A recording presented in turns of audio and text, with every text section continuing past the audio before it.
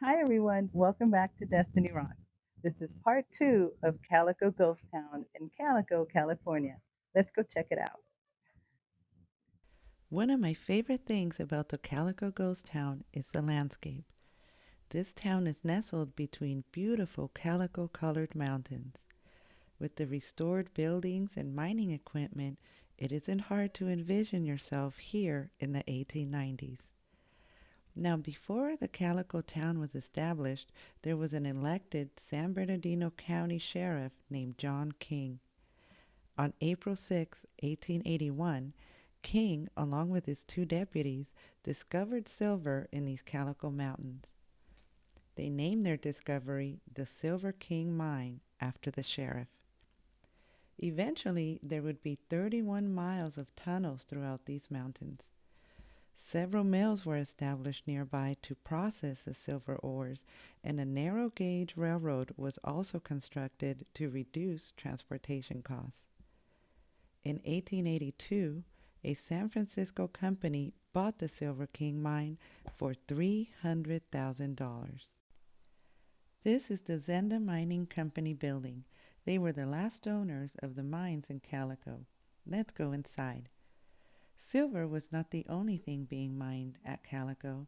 In fact, part of Calico's success was due to the discovery of the borate mineral called colemanite, also known as borax. This building is dedicated to the borax and silver mining at Calico. Borax has prismatic crystals that sparkle like diamonds in the sun. By 1890, the population at Calico was 3,500, with citizens of China, England, Greece, France, the Netherlands, and of course, Americans. Borax mining quickly became very competitive in these areas. But the demand for borax fell drastically during the depression of the 1890s. In addition, the value of silver dropped so low due to the Silver Purchase Act that by 1896 the silver mines were no longer economically sustainable. By 1898 the post office closed, and soon after the school closed. By the turn of the century, Calico was nearly a ghost town. By 1907, borax mining had also ended and the town was mostly abandoned. In total, the Calico Mountain mines produced $20 million worth of silver and $9 million worth of borax minerals. Imagine how much money that would be today. There is still silver in the Calico mines. However, it would cost more to mine and process the silver ores than the silver is worth. Calico finally became a ghost town and remained that way for several years until the 1950s when Walter Knott, founder of Knott's Berry Farm, purchased the Calico ghost town from the Zenda Mining Company.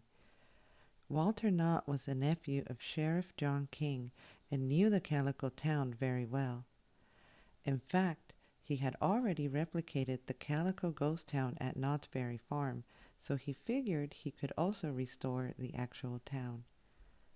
Knott invested over $700,000 to restore Calico. All the objects and buildings here today help picture this town in the 1890s, including the sheriff's office complete with a justice of the peace on duty.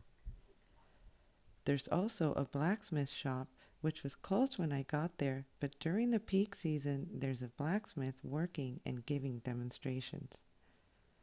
There's also a town hall with walls covered in photos of visitors dressed in 1890s style clothing.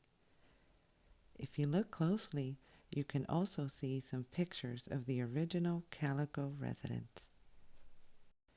In 1962, the Calico ghost town was registered as a California Historical Landmark, and in 1966, Walter Knott donated the town to the San Bernardino County.